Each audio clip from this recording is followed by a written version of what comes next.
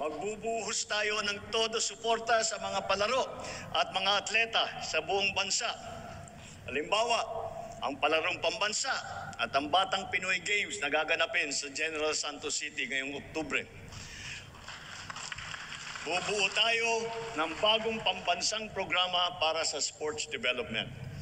Uumpisa natin ito sa paaralan pa lamang. Ibabalik natin ang mga sports club at magsasagawa tayo ng mga palaro at intrams sa lahat ng pampublikong paaralan. Naririyan na ang ating Philippine Sports Commission at saka ang PAGCOR upang tiyakin ang patuloy na pagtaguyod at pagsuporta sa ating mga programang pampalakasan ng mga atleta sa buong bansa.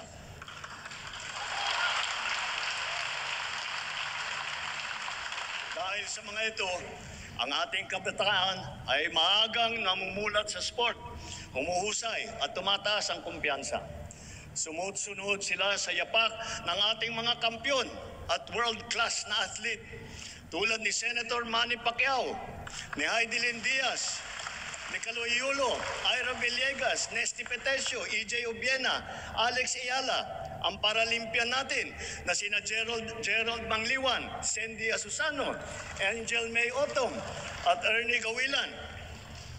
Sama na rin natin yung bago nating kampiyon, si PNP Chief Nick Torrent.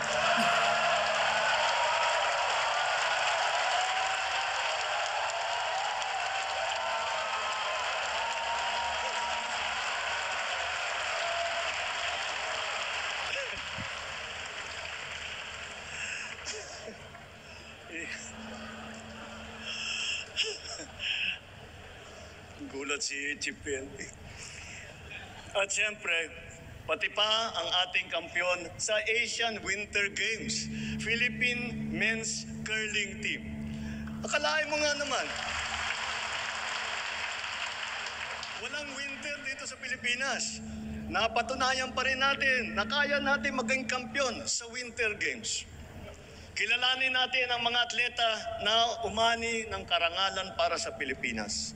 Hindi lamang sila nakapaghatid ng kasiyahan sa buong sambayanan, pinalakas pa nila ang ating pagmamahal sa bayan at lalo pang pinatingkad ang dangal ng bawat Pilipino.